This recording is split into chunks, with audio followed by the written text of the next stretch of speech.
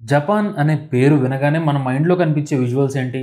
Cherry blossoms చెట్లు, neon లైట్స్తో నిండిపోయే వీధులు, ఫాస్ట్గా వెళ్ళే బుల్లెట్ ట్రైన్లు, బిజీగా నడిచే మనుషులు, పెయింటింగ్లు, యానిమే క్యారెక్టర్లు ఇవే కదా. అయితే న్యూస్లో, సోషల్ మీడియా ద్వారా కూడా జపాన్ గురించి మనం ఎక్కువగా చూస్తూ ఉంటాం. జపాన్ వాళ్ళు డిసిప్లిన్కి, రెస్పెక్ట్కి చాలా ఇంపార్టెన్స్ ఇస్తారని, వాళ్ళ కల్చర్ని స్టిల్ ఇంకా ఫాలో అవుతున్నారని, చిన్న చిన్న విషయాల్లో కూడా పర్ఫెక్షన్ని పట్టించుకుంటారని, టెక్నాలజీ పరంగా చాలా అడ్వాన్స్డ్గా ఉన్నారని, ఇలా చాలా పాజిటివ్స్ విన్నాం కదా.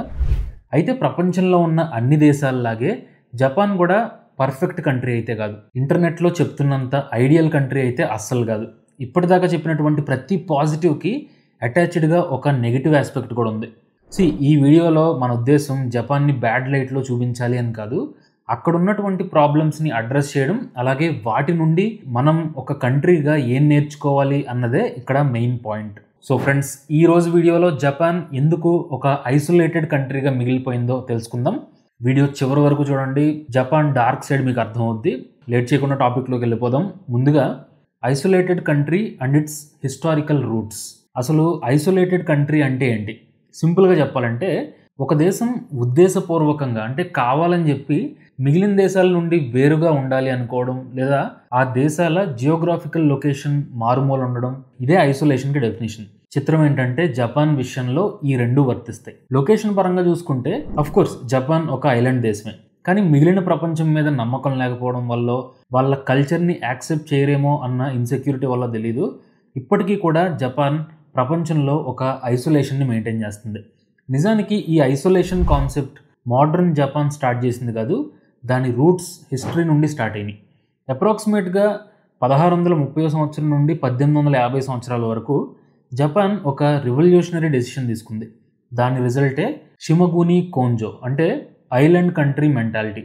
ఇక్కడ ఒక చిన్న డిస్క్లైమర్, జపనీస్ పదాలని కొంచెం సరిగ్గా పలకలేకపోవచ్చు, కొంచెం అడ్జస్ట్ అయిపోండి. పాయింట్ ఏంటంటే జపాన్ని ఫారిన్ ఇన్ఫ్లుయెన్స్ నుండి, యూరోపియన్ కొలోనైజేషన్ నుండి కాపాడడానికి అప్పటి తోకుగావా షోగునాటే అనేటువంటి ఒక మిలిటరీ కమాండర్ సకోకు అనేటువంటి ఒక కొత్త పాలసీని ఇంట్రడ్యూస్ చేసి 250 సంవత్సరాల పాటు అమలు చేశాడు. సకోకు అంటే లిటరల్ మీనింగ్ ఏంటంటే లాక్డ్ కంట్రీ అని. ఈ పాలసీ అమల్లో ఉన్న రోజుల్లో foreign trade, foreign books, foreign పీపుల్ని కంప్లీట్గా బ్యాన్ చేశారు. అలా 250 సంవత్సరాలు సాగినటువంటి ఈ సకోకు అనే పాలసీ వల్ల పేరుకి కంట్రీ అయితే డెవలప్ అయింది, కానీ ఐలాండ్ కంట్రీ మెంటాలిటీ అనేది వాళ్ళ మైండ్లో చాలా బలంగా నాటుకుపోయింది.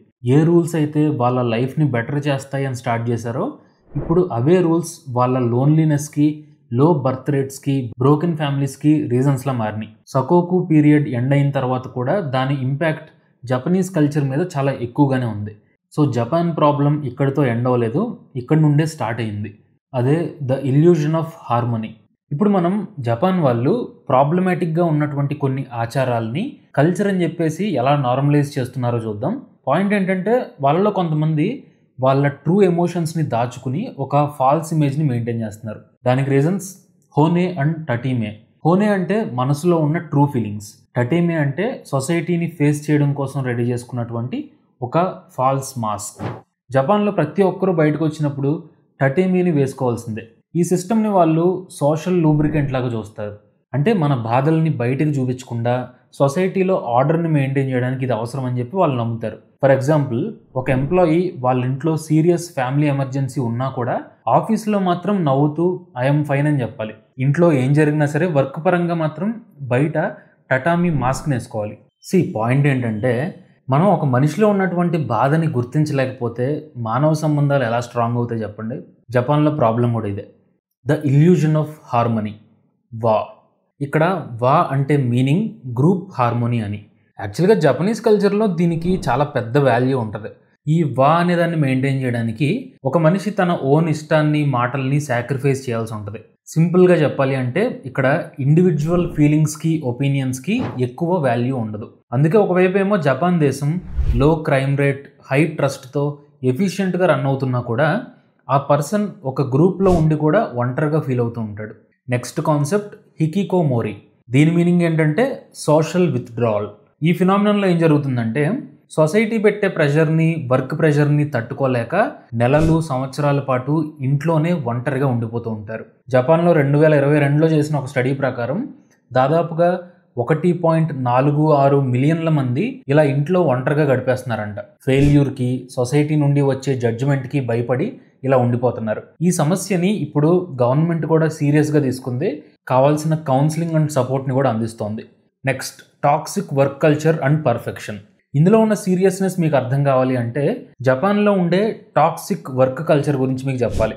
2వ ప్రపంచ యుద్ధం తర్వాత జపాన్ని స్ట్రాంగ్ ఎకానమీగా చేయడానికి స్టార్ట్ చేసింది. ఇక్కడ ఒక పాయింట్ మనం గమనించాలి ఏంటంటే 2వ ప్రపంచ యుద్ధంలో జపాన్ సర్వనాశనం అయిపోయింది.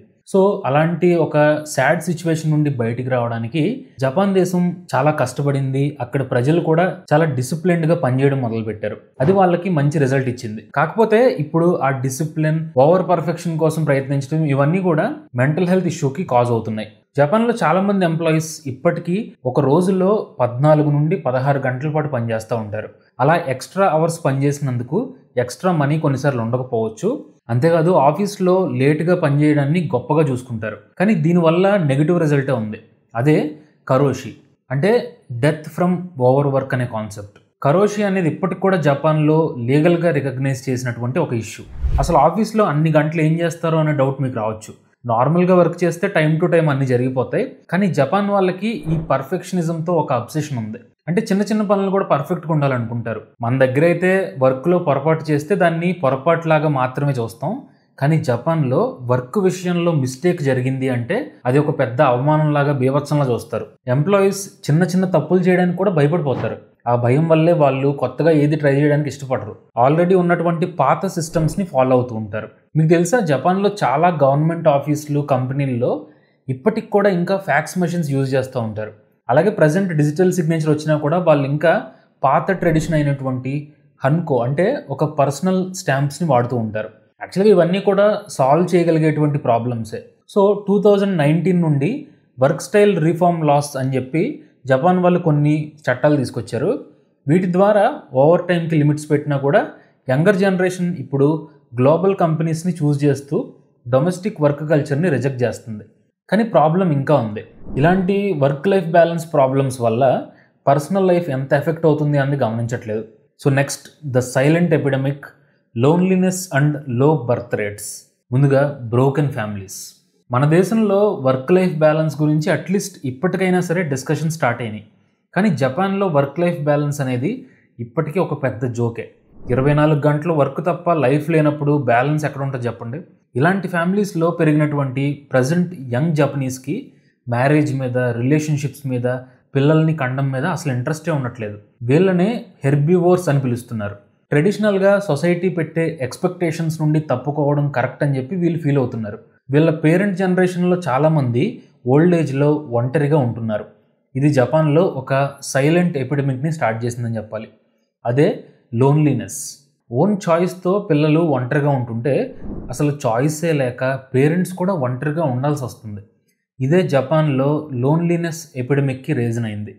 జనరల్గా చాలా ఇంట్రోవర్టెడ్గా ఉండే జపనీస్ పీపుల్ ఇప్పుడు ఐసోలేటెడ్ అయిపోతున్నారు. ఫ్యామిలీస్ మధ్య ఎమోషనల్ గ్యాప్ అనేది ఫిల్ చేయలేనంత ఎక్కువగా అయిపోయింది.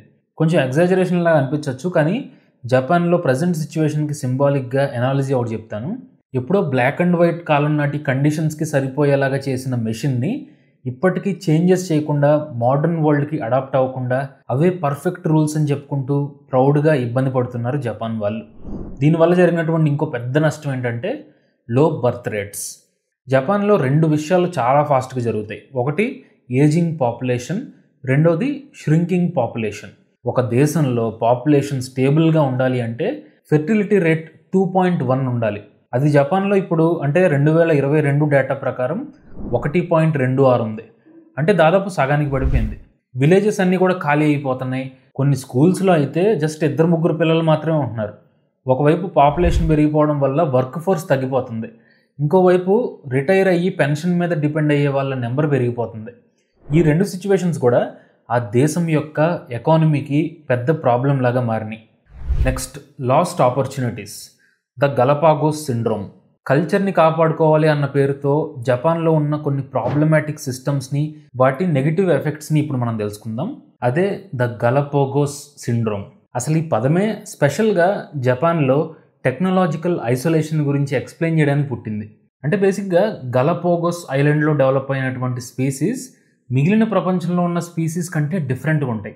మెయిన్ రీజన్ ఆ ఐలాండ్లో ఉండే ఐసోలేషన్. సేమ్ ఇలాగే జపాన్లో కూడా మిగిలిన ప్రపంచానికి దూరంగా ఐసోలేషన్లో డెవలప్ అయినటువంటి టెక్నాలజీ అక్కడ డొమెస్టిక్ మార్కెట్లో సూపర్ సక్సెస్ని చూసింది. కానీ ఇంటర్నేషనల్ స్టాండర్డ్స్కి ట్రెండ్స్కి డిస్కనెక్టెడ్గా ఉండడం వల్ల గ్లోబల్ లెవెల్కి రీచ్ అవ్వలేకపోయింది. ఈ ఫినామినన్నే గలపోగోస్ సిండ్రోమ్ అని పిలుస్తారు. సపోజ్ 2000స్లో జపాన్లో ఐమోడ్ అని చెప్పి ఒక సర్వీస్ ఉండేది. ప్రపంచానికి ఫస్ట్ టైం మొబైల్లో ఇంటర్నెట్ యూజ్ చేయగలిగేటువంటి సర్వీస్ని ఇంట్రడ్యూస్ చేసింది. మొబైల్లోనే ఈమెయిల్స్ని సెండ్ చేయడం, క్రెడిట్ కార్డ్ పేమెంట్స్ చేయడం అన్నీ కూడా ఆ టైంలోనే పాసిబుల్ చేసింది. ఆ టెక్నాలజీతో అమెరికా అండ్ యూరప్ దేశాల కంటే కూడా 10 years అడ్వాన్స్డ్గా ఉండేది జపాన్. కానీ జపాన్ చేసిన మిస్టేక్ ఏంటంటే ఆ టెక్నాలజీని ప్రపంచానికి పరిచయం చేయకపోవడం. ఎందుకంటే అది కేవలం ఎక్స్క్లూజివ్లీ ఫర్ జపాన్ అన్న మోటోలో క్రియేట్ చేసుకున్నారు. ఇప్పుడు మనం యూజ్ చేస్తున్నటువంటి ఫోన్పే, గూగుల్ పే లాంటి కాంటాక్ట్లెస్ పేమెంట్ సర్వీసెస్ జపాన్ వాళ్ళు ఎప్పుడో 2004 నుండే యూజ్ చేయడం మొదలుపెట్టేశారు. సో ఆ టెక్నాలజీని కనుక ప్రపంచానికి పరిచయం చేసి ఉంటే జపాన్ కంట్రీ దానికి సోల్ రీజన్ అయి ఉండేది. కానీ కంప్లీట్గా ఆ ఛాన్స్ని మిస్ చేసుకుంది. సో ఫ్రెండ్స్, ఇదంతా విన్న తర్వాత మీకు అర్థమయ్యే ఉంటుంది కదా, జపాన్ పర్ఫెక్ట్ కంట్రీ కాదు. కానీ ఇక్కడ ప్రాబ్లం జపాన్ పర్ఫెక్ట్ కంట్రీ కాకపోవడం కాదు, వాళ్ళకి మాత్రమే సూట్ అయ్యేటువంటి పర్ఫెక్ట్ రూల్స్, ఆ పర్ఫెక్ట్ కల్చర్, పర్ఫెక్ట్ టెక్నాలజీ, ఇలా పర్ఫెక్ట్ అని చెప్పి ఆ అబ్సెషన్ వల్ల వాళ్ళు ప్రపంచంతో సంబంధం లేకుండా ఒక ఐసోలేషన్లోకి వెళ్ళిపోతున్నారు. ఒకప్పుడు ఏదైతే బయట ఉండే ఫోర్సెస్ నుండి, బయట దేశాల నుండి ప్రొటెక్షన్ అని చెప్పి ఫాలో అయ్యారో ఇప్పుడు అదే వాళ్ళకి ప్రిజన్లా మారిపోయింది.